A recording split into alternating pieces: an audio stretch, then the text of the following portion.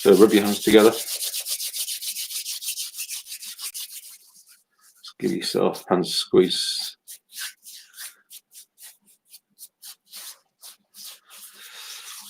Give your face a massage.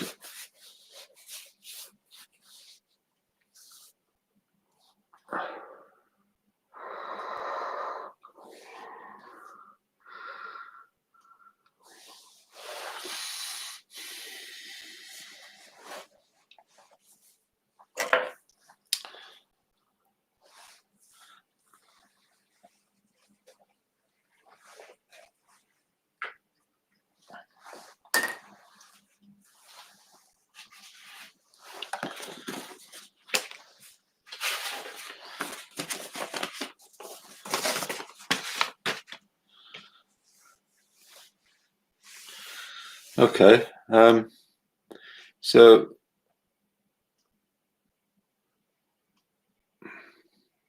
this morning I'm going to talk about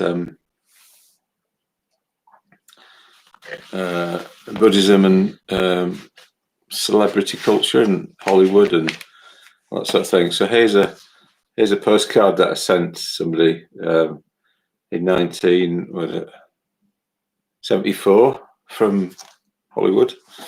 I have some connection really with Los Angeles. I like it. There's something I like. Here's Los Angeles Airport handout from 74. I have this kind of like a bit of a kind of love-hate relationship with fame and celebrity and that sort of thing.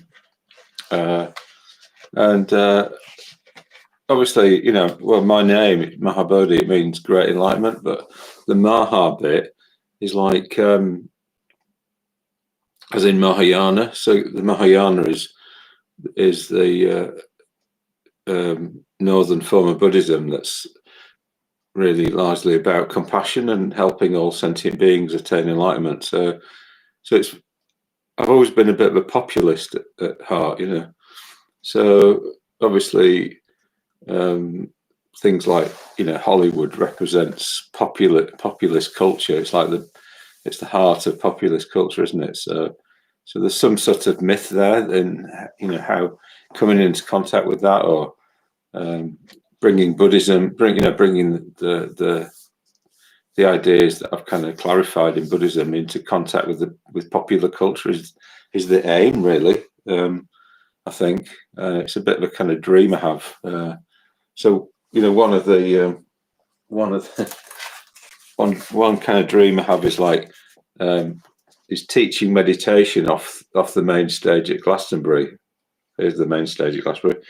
I was there in 2010 when Stevie Wonder was on. I was teaching meditation with Sri Ratna.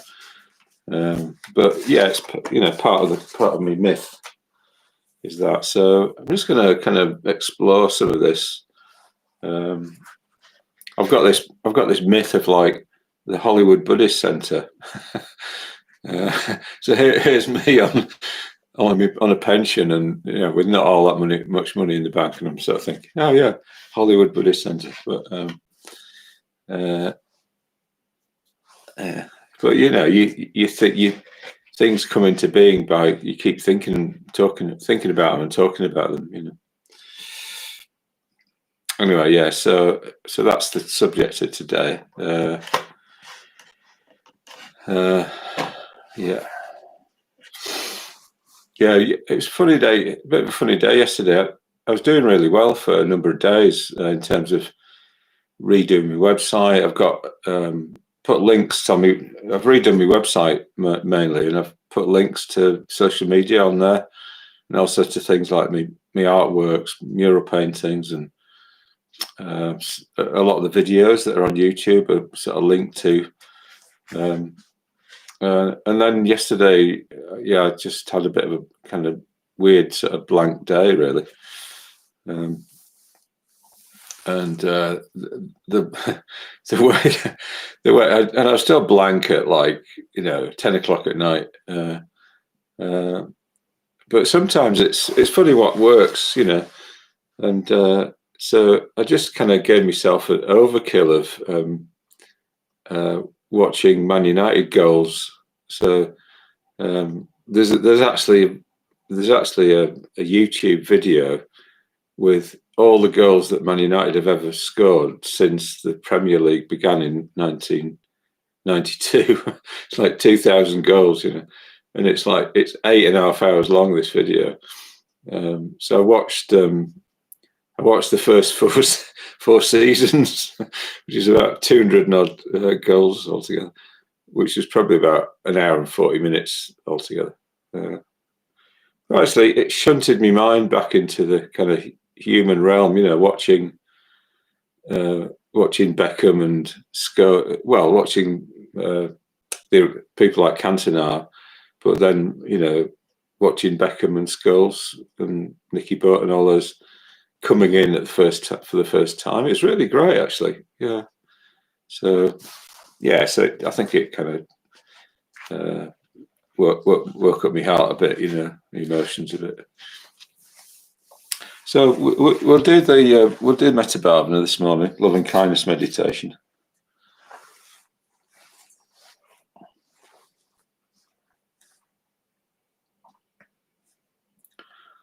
And then I'll riff on Buddhism and celebrity.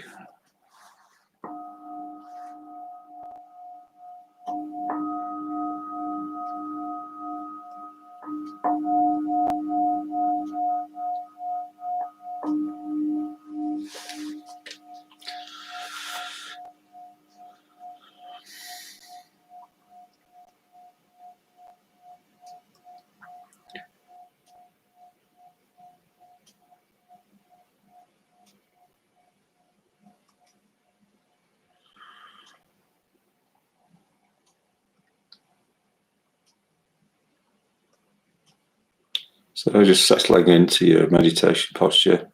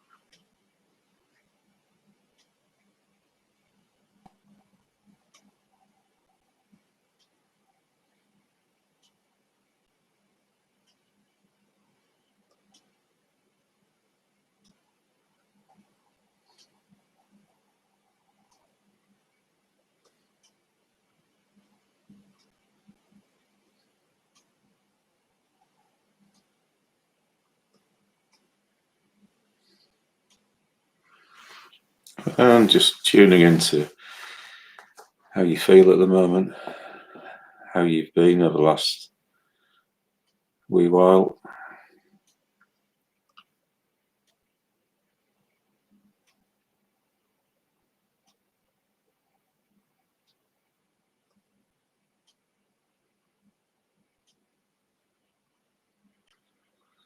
Yeah, just trying to be honest about that, you know, about how you are.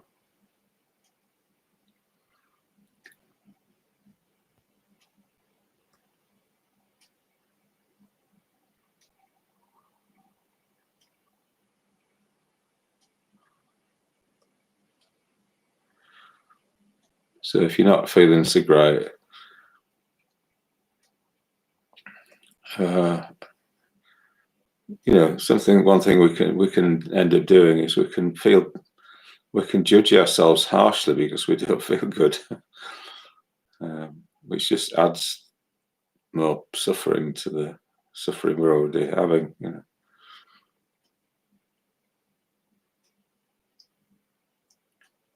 So just letting yourself be aware of how you are, but not judging yourself for that.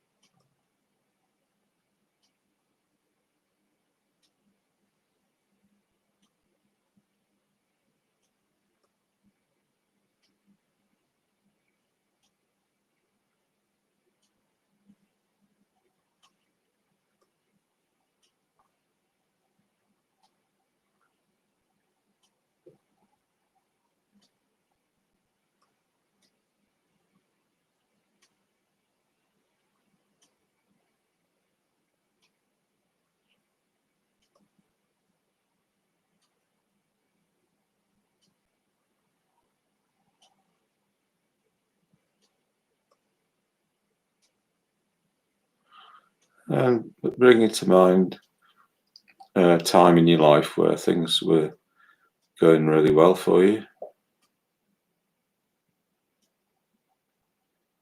Having a sense that you just kind of gently encouraging yourself towards such experiences again. May you be well, may you be happy, may these sorts of experiences be there in your life again. Almost as if you kind of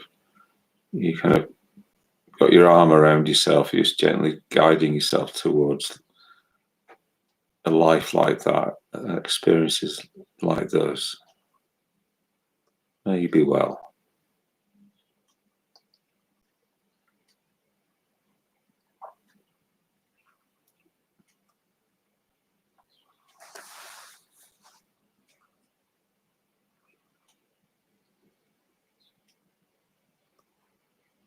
And don't kind of get stuck on judging about whether or not such experiences can come back again in the current climate or whatever it is.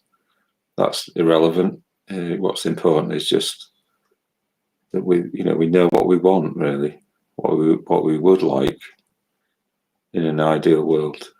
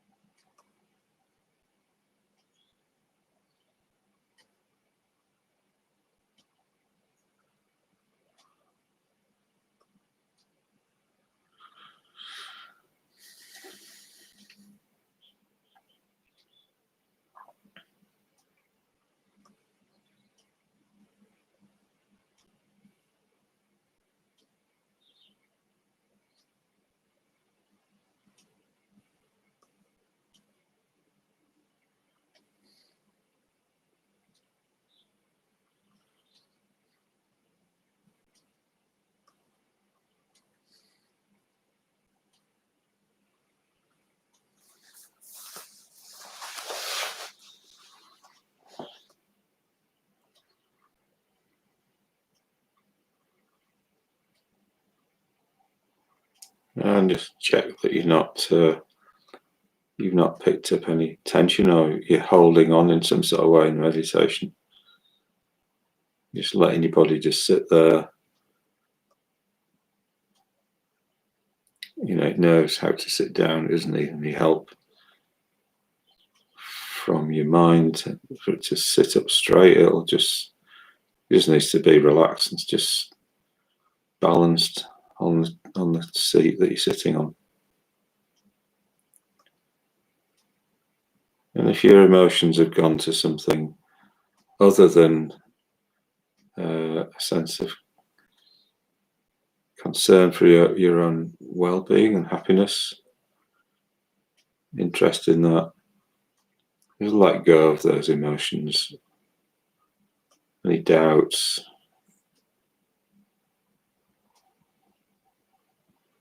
any criticisms. Just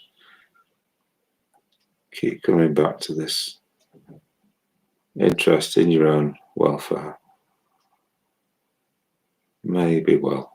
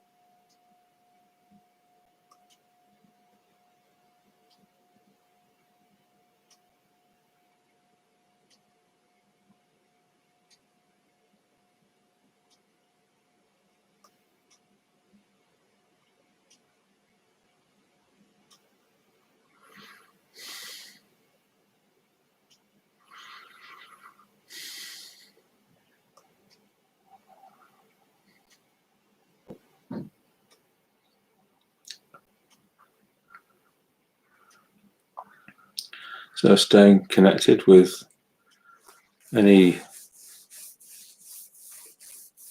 loving kindness or well-wishing that you've got towards yourself or developed towards yourself.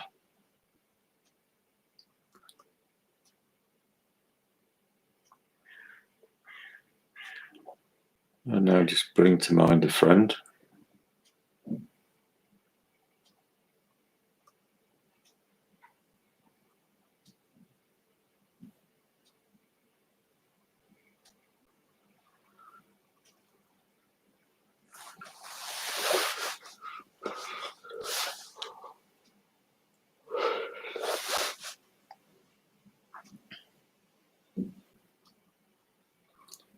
Try to let that loving kindness flow in the direction of your friend.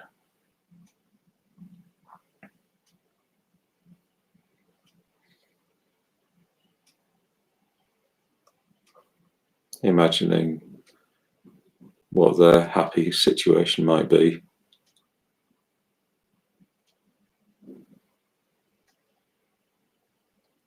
And imagine yourself gently guiding them towards that, encouraging them towards that. May they be well.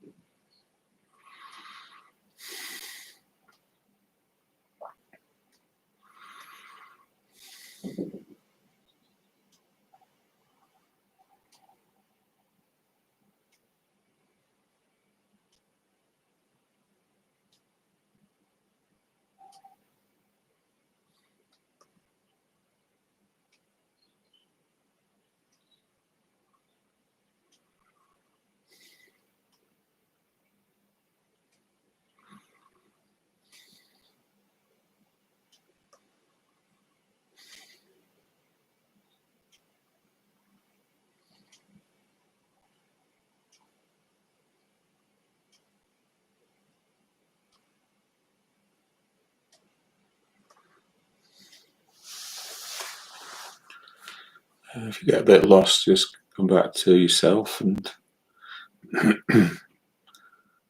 developing loving kindness towards yourself again, and then moving back out towards your friend.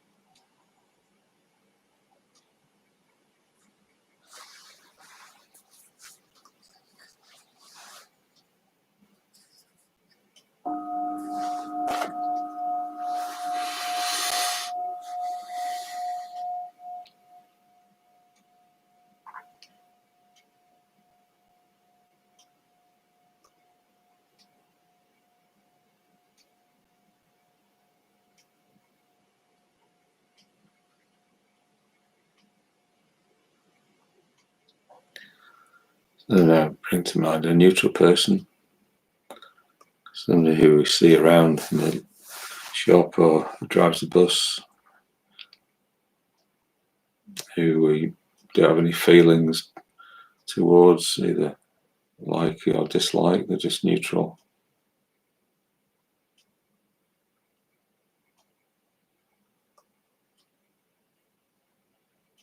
And really trying to see them as a human being in 3 dimensions rather than maybe as an object in 2 dimensions.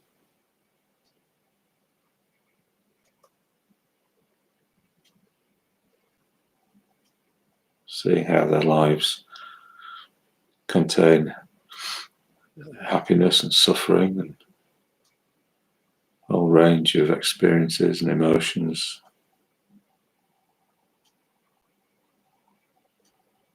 And wanting them to be well.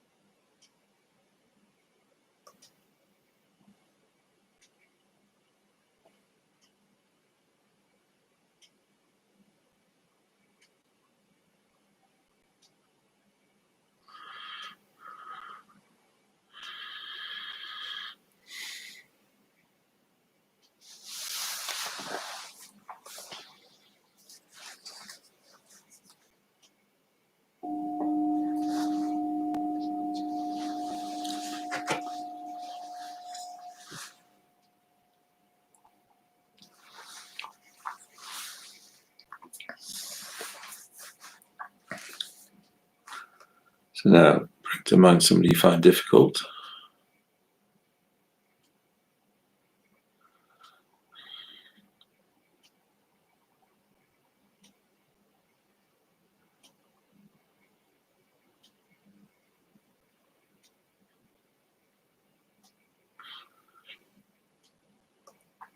And allow any kindness you've developed to flow out towards them. May they be well.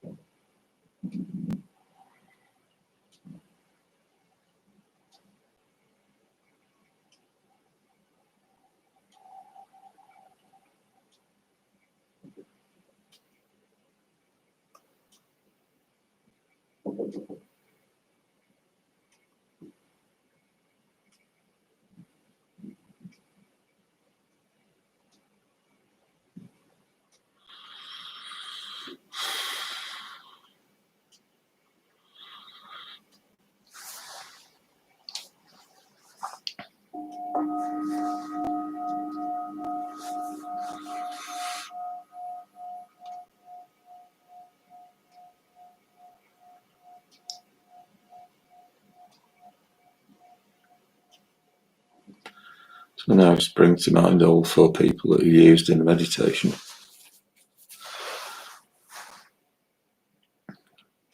Try to equalize the sense of care that you might feel towards all 4.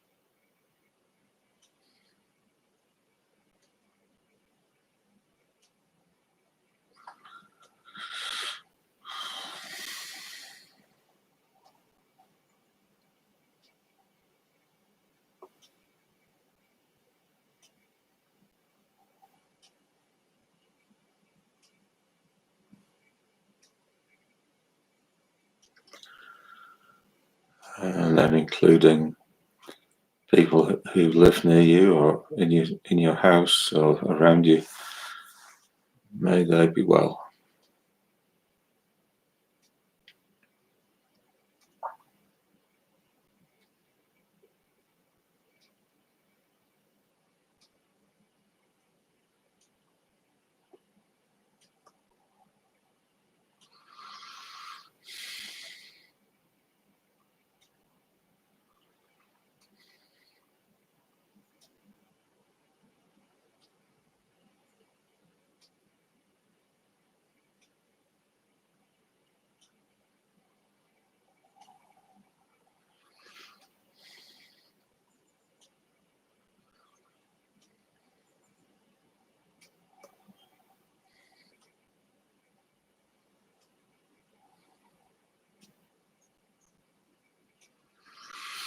And then people in your local vicinity,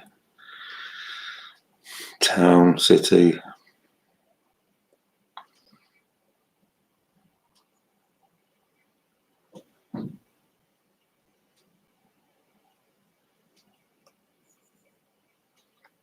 People who are doing well, people who are not doing very well.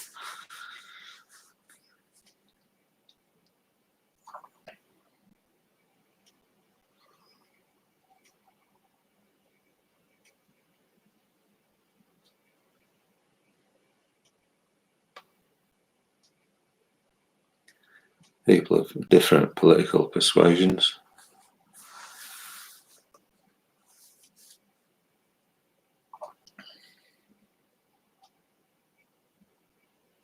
Including animals and birds and fish.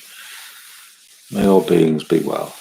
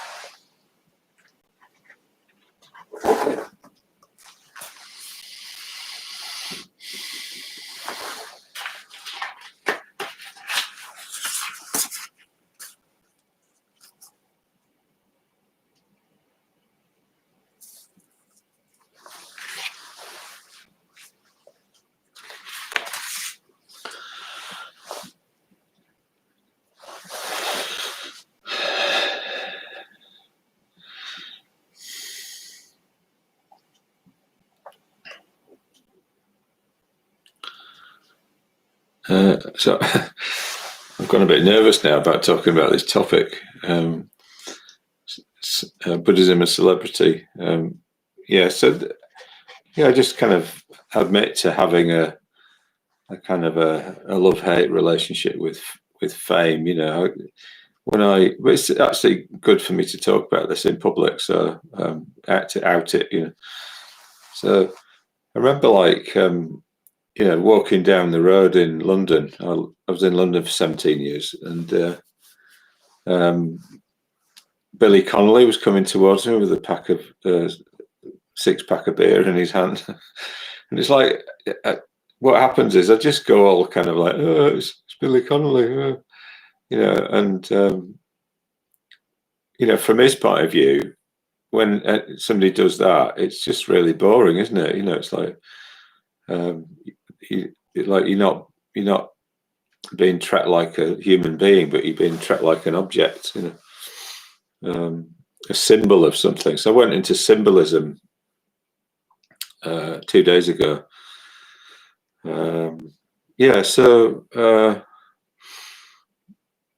So topic today is like Buddhism as celebrity and things like Hollywood and all that. And I've got this thing about wanting to teach meditation off the main stage at Glastonbury, and I've got this kind of, it's almost like a sort of a goal, a target to aim at, but I don't see it as that realistic.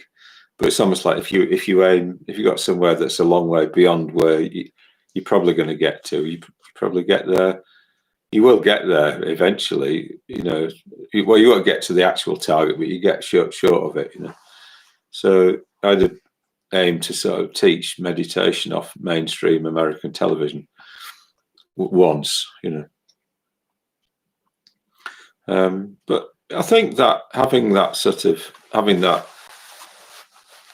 kind of goal for like the last year or something, or more, it's probably led to me doing this, so it's led to me being more visible. So I think, I know I've got a bit of a tendency to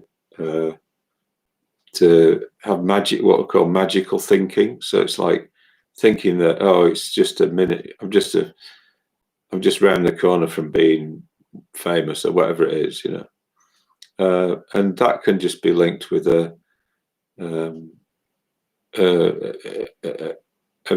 in reality with a kind of hiding. So it's almost like a myth that sort of overcomes the reality. So the reality is like kind of not doing the work that you need to do to kind of get more well known or whatever, or get my book out into the world. It's like 17 years now I've been. Actually, it's 17 years yesterday that I started working on my book, and it's still not published. So there's this kind of, on one sense, at one level, is hiding from the world, not being visible with my skills and talents, and then on the other hand, there's this sort of myth about fame and stuff, So I'm just going to maybe kind of explore this a bit. So yesterday I was just looking on Google Earth or Google Maps, Street View and all that, and I'd been looking at Herbie Hancock, and the jazz musician, and he was kind of doing a session with Joni Mitchell, and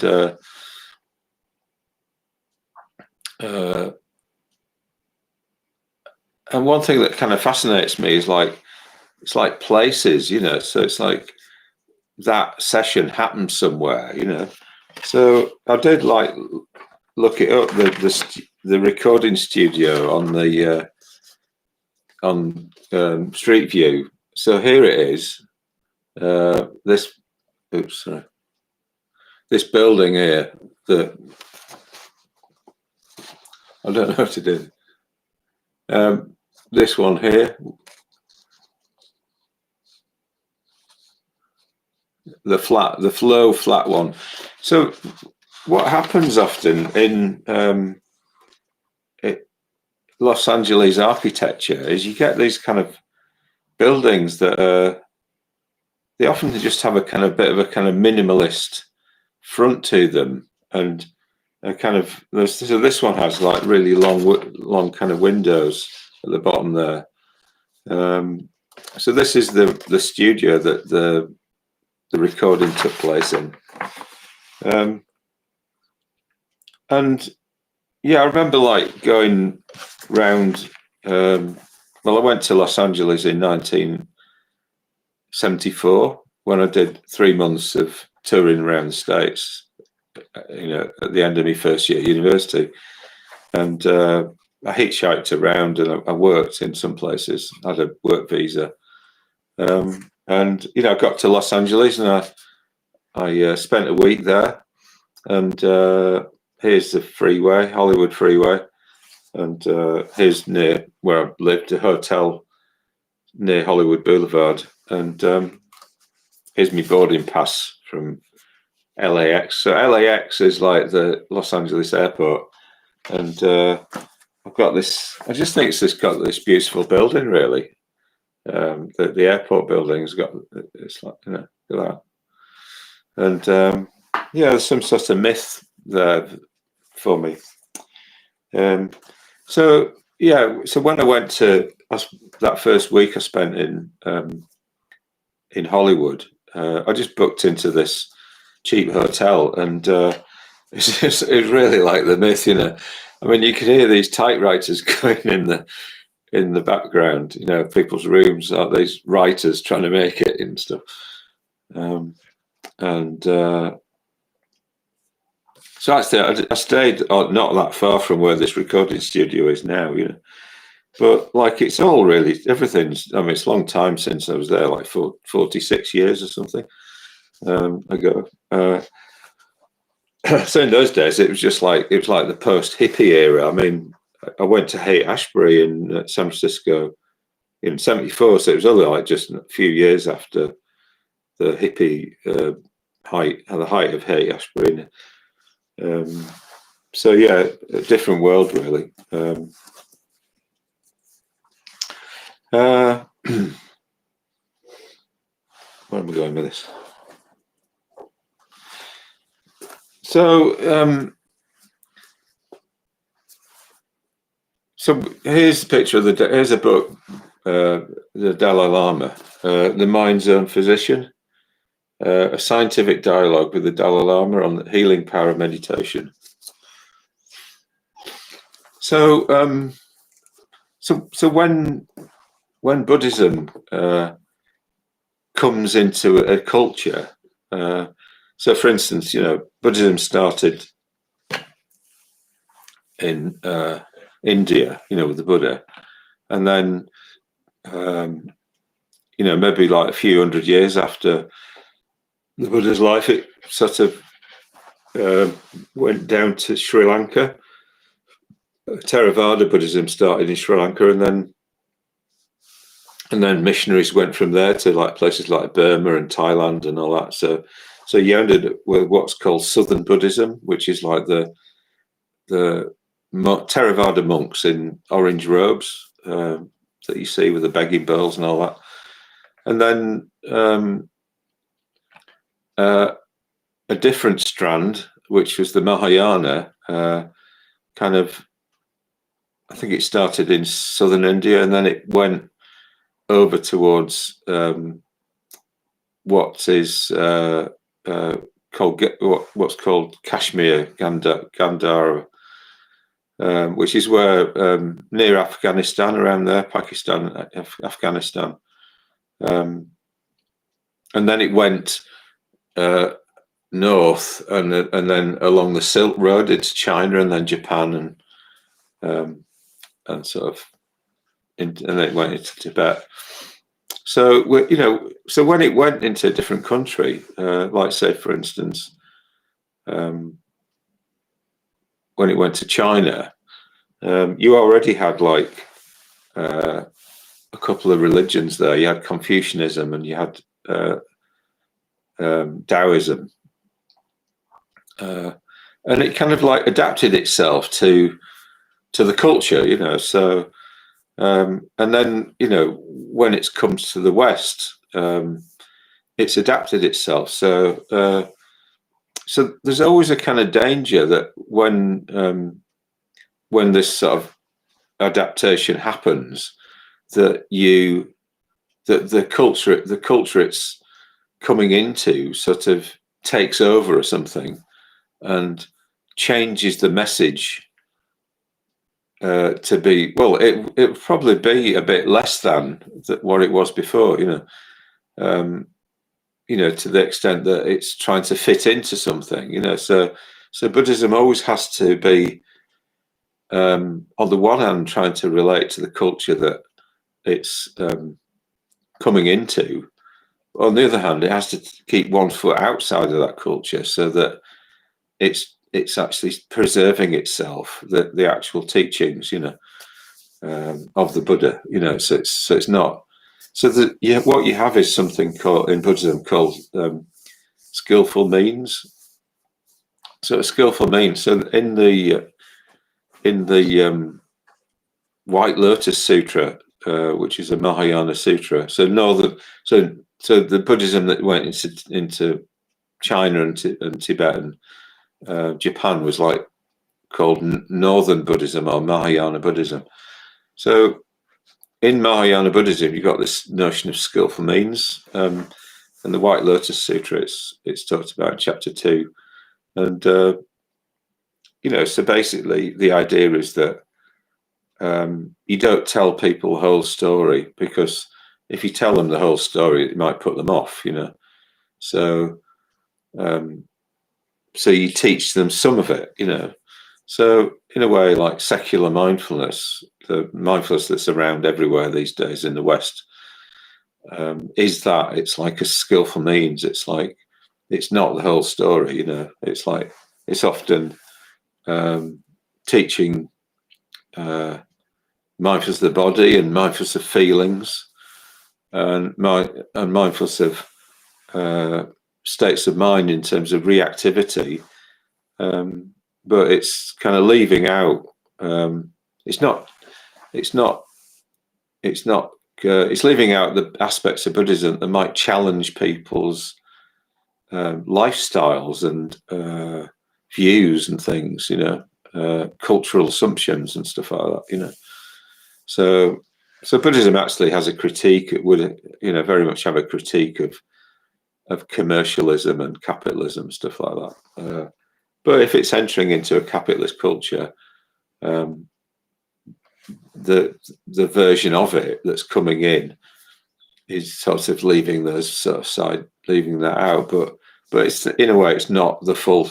It's not the full Buddhism, really. The full Buddhism has a critique of anything that leads to suffering. So aspects of capitalism that lead to suffering have a critique by Buddhism, you know.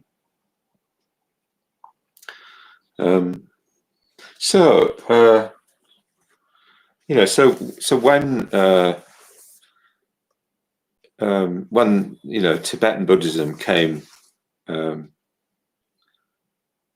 know, came out of Tibet, and largely due to kind of fleeing the kind of Chinese occupation and stuff.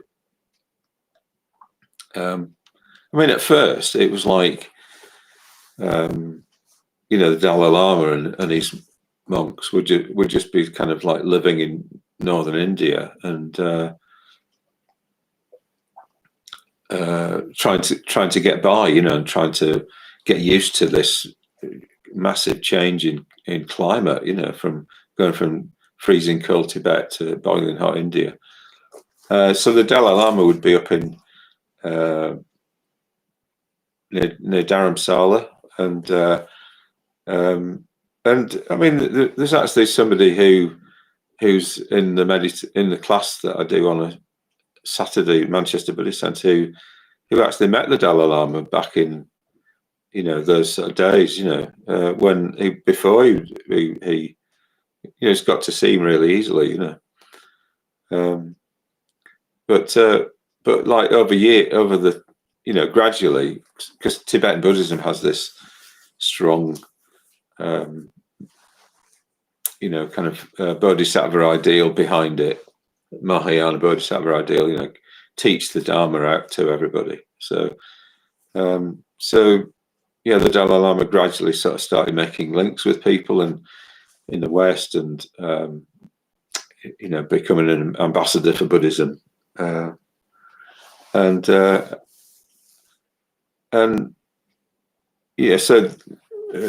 Buddhism it's like a monastic tradition, and the way that in Buddhism that's often worked is that the monks get on with the practice and the depth of practice and everything, and then they're supported often by the lay people. So in Thailand, monks would go around with begging bowls and get supported and get donations from the laity and from the king and all that sort of thing. So it's traditional for monks to live like that. So it's kind of natural, really, that the Tibetan monastic tradition would seek support from laity, and I think often they would move, try and get into dialogue with people who are influential. So people like Richard Gere, was kind of instrumental in kind of helping Tibetan Buddhism become more visible and things, and therefore to be able to be supported and get money coming in.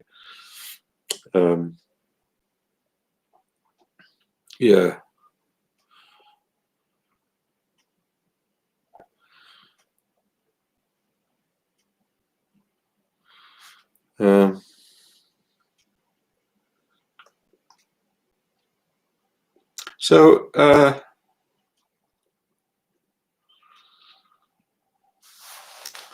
in a way, it's like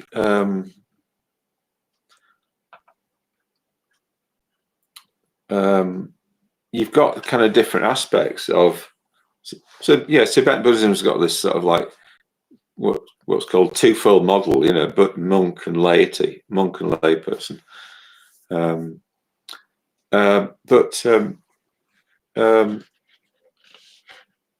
A Buddhist teacher called Reginald Ray sort of suggests that actually that isn't how Buddhism really works. It's like there's what's called a threefold model.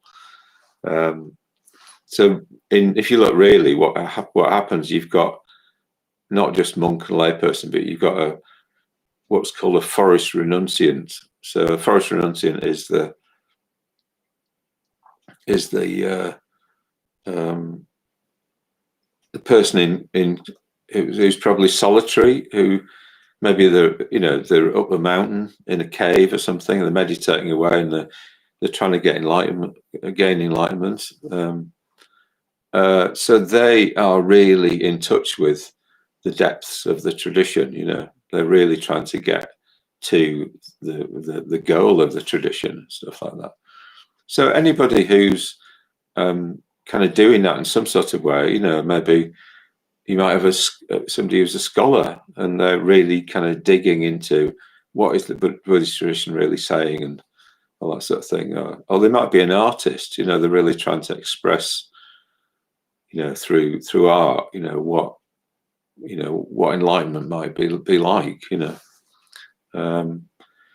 or there might be in like that in Western culture, the digging into digging away at what's the truth about this, so that person is preserving the real Buddhism, the real, or if they're an artist in Western culture, the depths of things. They're trying to the truth about things, so they're necessary to keep refreshing the broader culture. So the danger with any with any kind of institutions and organization is that they start to sort of settle down, and this has happened throughout Buddhist tradition. You've had Buddhism, and then it's kind of settled down, and it's become a bit formalized, and maybe a bit kind of not quite it. The Buddha probably might not recognize it really that much, because it's just become. I mean, in India, you ended up with like this monastic university called Nalanda with 10,000 monks there, and all debating and coming up with things and stuff like that. And it's like something like that. It's like modern university. You can end up with it becoming its own reason or something like that, and moving away from the truth. It becomes, the organization becomes an end in itself or something like that. So you do need organization, but you do need the contact with the depth of things. And then you've got the settled monastic is the second of regional raised categories, and then the third one is the lay practitioner. So you've got forest renunciant, monk in a way, and lay person.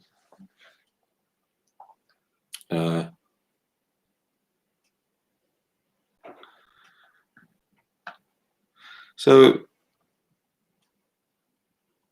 you could say you could distill that down to three things, depth, institutions, and mass culture or something, or popularity, So in a way, that for something to be successful, it needs to be in touch with depth. It needs to embody itself within institutions. So it has a public face, and it has something that's recognizable, as Buddhism. And then you've got a kind of the aspect which is its influence in the world, So these three aspects were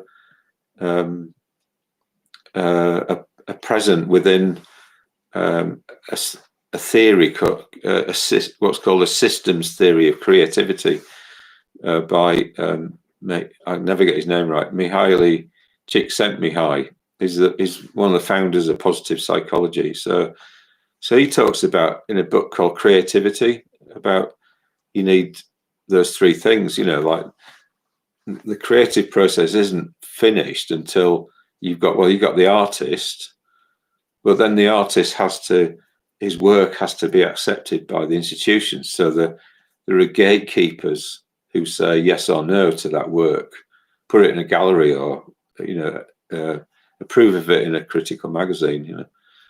So it has to go through the institutions, and then finally it enters into the mass culture. Like if it's an invention, then you got your inventor, and then you've got your factory, and then you've got it's there, and it's widely available in the society. So creativity is not complete until all of that's happened. So I'm quite interested in this.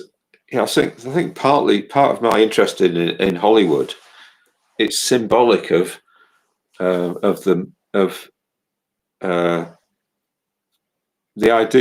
ideas of Buddhism, and particularly the ones I've kind of been working on, coming into contact with the mass culture, through. Well, but first they're going to have to be accepted, like, have to get my book out, or in a way, having videos on YouTube is partly, it's partly, the institution side of things, the visible to the world and everything.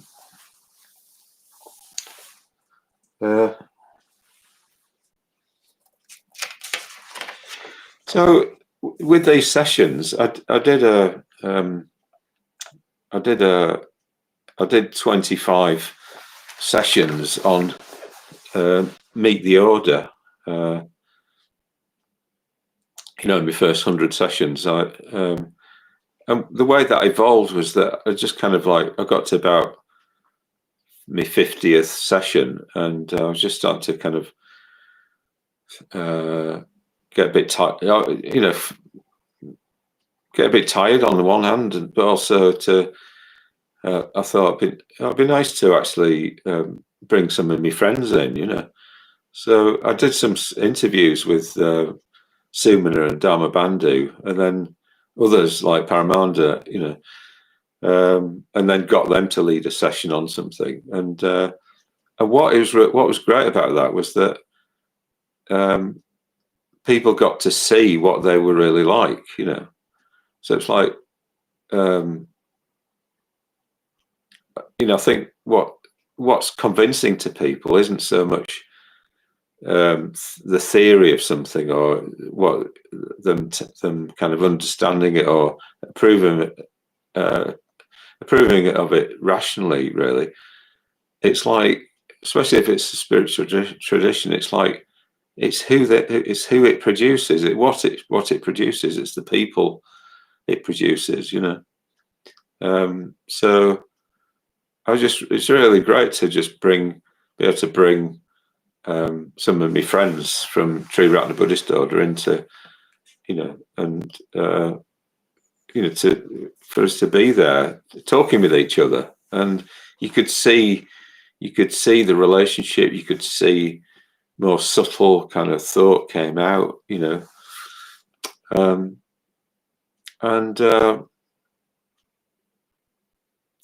that was really interesting, for that to happen, and there was one session with me, Pamapani and Dharmamati, and it just turned really delightful, and we were just kind of, it's like just a bunch of friends chatting, and Kamala Sheila sort of commented that it was just really nice to watch, because it was like, watching friendship in action, sort of thing. So one thing that came to mind that I remembered was with this was in the late 1980s and through the 1990s, in the UK there used to be like 4 television channels. This was all before any internet was thought of. There were 4 TV channels, and so there's BBC One and BBC Two, and then there was ITV and Channel 4, and BBC Two and Channel 4 were the more kind of culture, where more of the culture and the intellectual stuff would be put. And in 1987, this program started on Channel 4 called After Dark, and it was a discussion program. So and it ran from midnight through, and it ran for 3 or 4 hours. I can't remember whether they actually put a limit on the time, but it seemed to just be open-ended until the discussion ran out. So with that amount of time, you'd have 6 or 8 people sat in settees, in a nice environment, and there'd be a mixture of, you'd have like celebrities, but you'd have like ordinary people. You'd have people that were kind of, politicians. It's just a real, kind of interesting mix of people. And what happened in it was that rather than having that confrontational thing that often happens, you have this person and that person, and they disagree about something, so they go. It's an adversarial discussion, and it's time bound. So it's like, there's a pressure to get to some sort of, and which often you just end up with the same tired old views being voiced, But when you have a program which is running for hours, and is kind of low key and after, as it said, after dark, that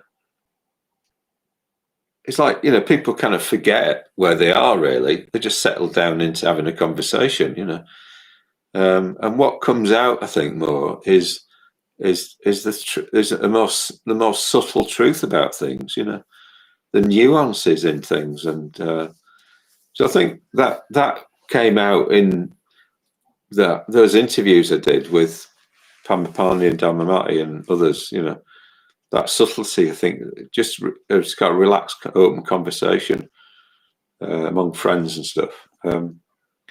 So I thought that this is something I'd really like to want to do, next in a way. So I'm doing two things next. One is shorter videos. So try and get the ideas of Buddhism out into sort of tight little kind of punchy videos that are like 5 minutes or even 1 minute to go onto Instagram or something. That's one idea. So that people don't want to watch like a 40-minute or an hour-long video. They're more likely to just be all right with a 5-minute video. But then the other idea is to try and have some discussions that in the style of After Dark, where I'm kind of bringing together those three things, like depth, institutions, and mass culture, popularity, So I thought that if I could have some discussions with, people who've got, like maybe Buddhists who've got some sort of depth of in some area, people who are holding responsibility in some way, and people who've kind of got some celebrity or other, who've got that connection with the mass culture, that it might end up being where we cover, we get some depth into that mass culture, and anyway, so I had the idea of well, I've started already trying to do some titles for a discussion program, and I wanted to call it something like that referred to After Dark, like After Dark 2020 or something.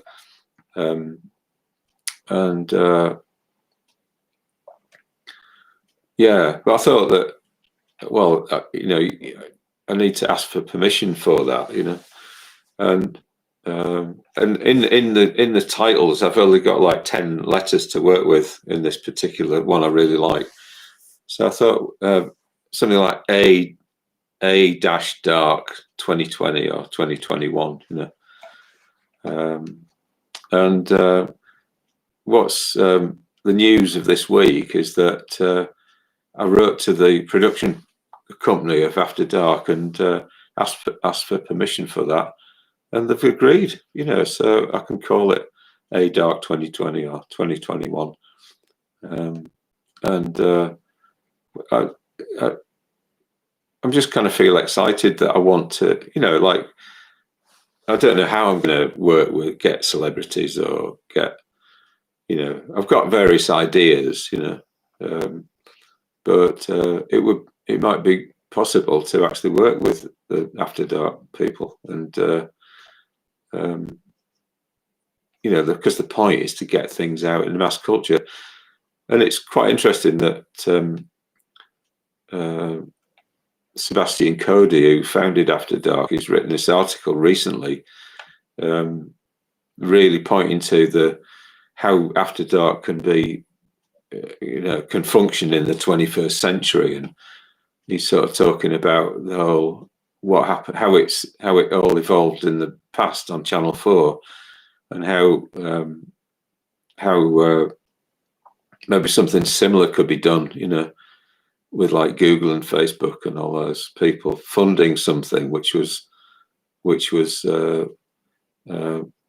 going to a bit more depth in things. So I think, with people like Jordan Peterson coming out and bringing some sort of more rigorous thought onto the internet, and other people as well, this might be something that just needs to happen anyway, because it's interesting that what happened with After Dark was that it in 2003 it was taken off the air, even at the kind of height of its kind of popularity in a way. And what came next on Channel 4 was Big Brother, and like reality TV and all this sort of stuff, which is in a way almost like the opposite. It's almost like Big Brother took some of the ideas of After Dark, which is like having ordinary people in something, but turned it into something that's kind of unreal, really, So there's a lot of unreality on the internet, and people, well, anyone can just sort of put anything they like. Anyone can have you can have your own TV channel, can't you? YouTube, so yeah, how do we bring sort of more depth into things, into that kind of environment? So that's what I'm interested in doing, and hence the connection with Hollywood and all this sort of stuff. It's just it's a challenge, It's a challenge to because I suppose that's what people who make films are all trying to do. They're all trying, if they're often trying to, if they've got something about them, they're trying to actually say something meaningful, to people that's going to help people. And they're doing that within the limited resources that they have, in their flat buildings in Los Angeles. It's quite interesting. When I was going around LA, I was taking photographs, and I was taking photographs of some of these minimalist buildings, and there was one that was Industrial Light and Magic, which I think is that Spielberg or George Lucas, Star Wars. It's one of the two, isn't it? That was in 1976. So yeah, so behind these sort of flat facades, there's all this amazing stuff happening. So people are being creative. So yeah. Okay, so that's my riff for today. I've just got a picture of Tony Wilson, well-known Mancunian, and this is him. He hosted After Dark on at least one occasion. So yeah, and I actually met him in 1975 when I was hitchhiking. He gave me a lift from Prestwich to Birch Services. So yeah, he was doing kind of. He wasn't. That was before Factory Records, but and he had a load of Joni Mitchell cassettes in his car, so that completes the circle. I was talking about Joni Mitchell at the beginning. Yes, it's a funny old thing, isn't it? Fame, and it's like there is something in it, and there's dangers in it as well. Okay, that's it for today. Thanks.